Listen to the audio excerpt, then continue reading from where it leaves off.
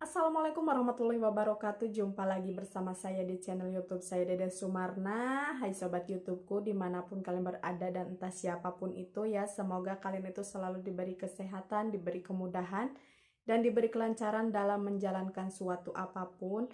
Untuk kalian yang baru bergabung, selamat bergabung, dan yang baru datang ke video aku, jangan lupa subscribe, like, dan tekan tombol loncengnya biar gak ketinggalan video terbaru dari aku. Oke, jadi di video kali ini aku akan memberikan penjelasan tentang apakah boleh wanita ketika sedang pengen ahem-ahem tapi nggak ada suami. Mau tahu penjelasannya? Kita dengerin langsung penjelasannya dari Buya Yahya. Assalamualaikum Buya. Waalaikumsalam Saya hamba warahmatullahi Allah wabarakatuh. ingin bertanya. Bagaimana kalau saya janda memakai alat untuk memenuhi kebutuhan nafsu batin saya daripada saya zina dengan laki-laki? Apakah diperbolehkan Buya? Wassalamualaikum warahmatullahi wabarakatuh. Waalaikumsalam warahmatullahi wabarakatuh. Wahai hamba Allah, siapapun Anda. Perzinaan, zina adalah hina dan hina dan hina. Hapus dari kamus kehidupan kita, zina. Pintu halal sangat mudah. Yang pernah terpeleset zina, segera kembali kepada Allah. Dan sungguh Allah Maha Pengampun, jangan ceritakan kepada siapapun dari bangsa manusia. Jika kita bisa menyembunyikan kisah perzinaan yang masa lalu menyesal, Allah Maha Pengampun, selesai kisahnya. Zina adalah hina dan hina dan hina. Ada pintu halal, kenapa masuk zina? Dan zina adalah aib yang panjang kisahnya. Kalau ada seorang kafir kemudian masuk Islam, namanya mu'allaf. Sang cucu masih bangga kalau punya kakek mu'allaf. Tapi kalau seorang cucu mendengar kakeknya berzina, maka aib itu akan nempel di jidat sampai kapanpun.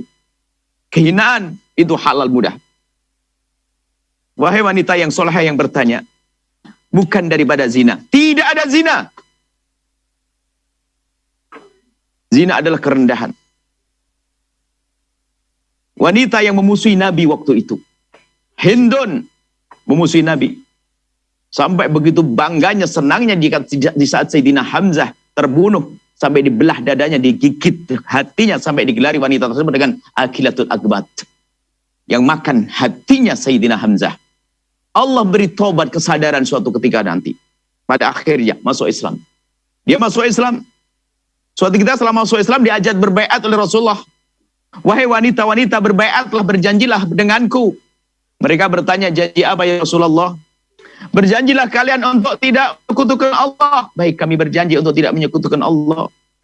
Berjanji apa lagi? Berjanjilah kalian untuk tidak mencuri. Baik, kami berjanji untuk tidak mencuri. Apa lagi Rasulullah? Berjanjilah kalian untuk tidak minuman keras. Kami berjanji untuk tidak minuman keras. Apa lagi Rasulullah? Berjanjilah untuk tidak zina. Hindun.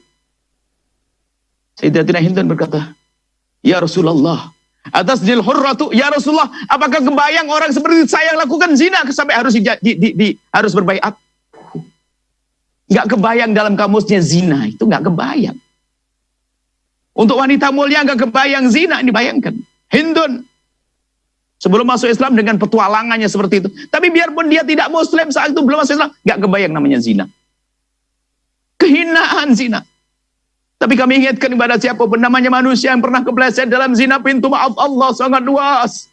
Jangan ada yang putus asa dalam zina lalu berkata, sudah terlanjur mau apa lagi? Jangan begitu, itu tanda tidak diampuni oleh Allah. Tapi pezina yang diampuni oleh Allah adalah yang menyesal, sehingga dia akan selalu mengejar yang halal bukan yang haram. Anda yang bertanya, jangan berkata daripada zina. Tidak ada zina. Lalu bagaimana urusan syahwat saya? Apakah boleh seorang wanita menggunakan alat untuk memuaskan diri? Jangan pilih itu. Pertanyaannya nanti biasanya lebih dekat lagi adalah pertanyaan begini. Apakah boleh? Baik alat, pakai alat atau tidak alat. Apakah boleh seseorang untuk mohon maaf mencari kesenangan sendiri atau mungkin bahasanya masturbasi atau onani di saat syahwat bergolak lalu takut zina? Zina adalah dosa besar. Mengeluarkan mani dengan tangan sendiri, bukan tangannya istri, bukan tangan suami, ada juga dosa. Tapi dosa memang beda ini. Dosa besar zina, ini juga dosa. Tapi jangan diremehkan biarpun selalu berkata, oh dosa kecil. Oh enggak dosa. Akan tapi para ulama menjelaskan, jika seseorang khawatir terjerumus dalam zina, di hadapannya perzinahan, mungkin di dalam rumah atau dia di sebuah tempat yang dia sangat mungkin terjerumus dalam zina, bagaimana dia? Bergolaknya syahwat tidak bisa ditahan. Maka kalimatnya bukan lalu namanya onani, masturbasi adalah boleh, bukan. Akan tapi mengambil yang ringan untuk menghindari yang besar, yang berat. Maka lakukanlah. Bukan berarti menjadi boleh mutlak, tidak, dengan catatan. Satu, untuk menghindar dari zina. Di hadapannya adalah perzinahan. Sebagian ulama hanya menyebutkan syarat ini, padahal ada syarat yang tersirat. Ada syarat yang lain yang harus difahami adalah di samping di saat khawatir masuk dalam zina, yang kedua adalah jika melakukan yang demikian itu jangan ada menghayalkan apapun dan siapapun. Tidak ada fantasi-fantasi kotor. Tidak ada hayalan. Yang ketiga adalah melakukan yang demikian itu adalah jangan di tempat yang nyaman supaya tidak menjadi terkenang dengan keenaan saat itu. Takut zina, di hadapannya zina. Kalau tidak zina, ya jangan dong. Takut zina menjadi kebiasaan. Naudzubillah, kebiasaan buruk. Bukan menghadirkan fantasi. Fantasi aja nggak boleh, apalagi nonton. Khayal nggak boleh, apalagi nonton film porno. Nggak masuk dalam kamus nih. Nah ini adalah dia mencari dosa. Mencari maksiat kalau begitu. Tiba-tiba datang. Kemudian setelah itu apa? Yang ketiga adalah di tempat yang tidak nyaman, bukan mempersiapkan tempat yang indah dan sebagainya. Setelah tuntas selesai, supaya tidak terkenang-kenang dengan keadaan semacam itu. Artinya melakukan tapi dipersulit caranya. Bukan malah dipersiapkan sambil naudzubillah nonton film untuk membantu agar syahwatnya semakin bangkit. Bukan, itu merusak. Kemudian ketahuilah bahwasanya Allah memberikan kepada kita syahwat. Allah memberikan kepada kita syahwat. Tapi Allah juga memberikan solusi untuk menyelesaikan syahwat yang bersih, tersanjung pernikahan yang halal. Ada beberapa cara menghindar syahwat disebutkan, seperti berpuasa dan sebagainya. Dan itu benar, tidak bohong Nabi. Syahwat dengan berpuasa, lalu kita memperbanyak ibadah, berzikir, akan reda itu syahwat. Cuman syahwat yang mana itu? Syahwat yang datang tiba-tiba.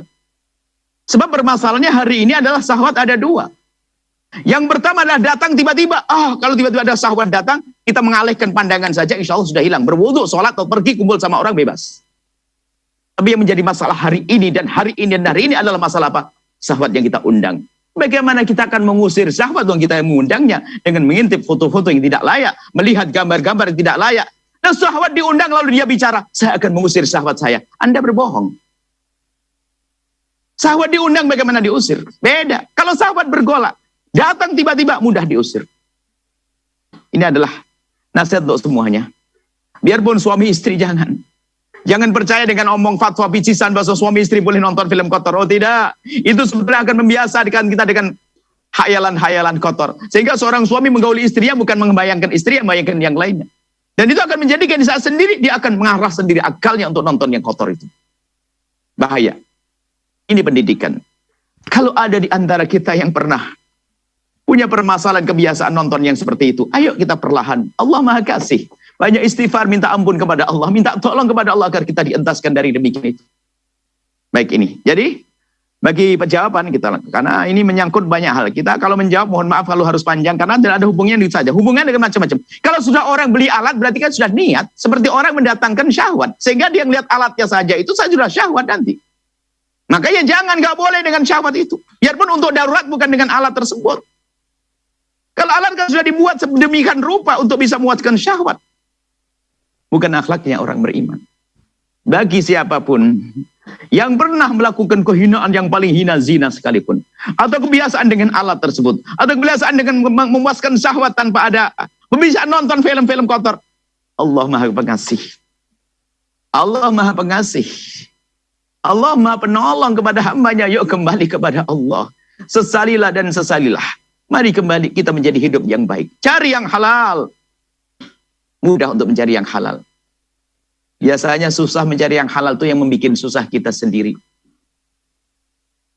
Kita sendiri yang bikin susah. Pakai aturan banyak. Kalau orang butuh hanya untuk pelampiasan, untuk syahwat saya agar masuk wilayah halal, ya kriteria dikurangi dong. Bagaimana misalnya syahwat saya ini tidak masuk ke haram, bagaimana caranya? Dengan mudah. Memang target adalah ia tinggi. Kalau mencari pasangan, itulah yang diajarkan Nabi. Tunkahul mar'atu li arba'in. Wanita dinikahi karena 4 hal. Karena cantiknya, karena kekayaannya, karena hasabnya, karena perilaku wataknya yang benar, karena agamanya. Fadfar bidatid dini taribat yadak. Udah utamakan agama. Kalau tidak kita akan sengsara, akan celaka.